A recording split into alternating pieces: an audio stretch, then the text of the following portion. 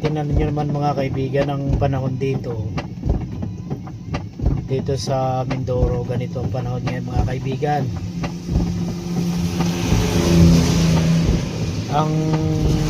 Ang pino ng patak ng ulan niya parang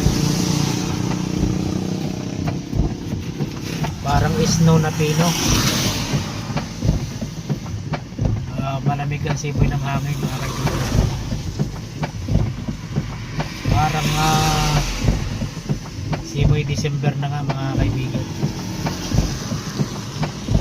Maghapon ng ganito ngayon.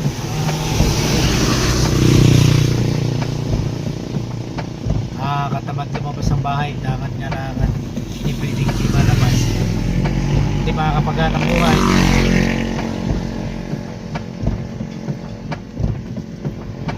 Parang snow ang pinang-pino ng ambon mga kaibigan.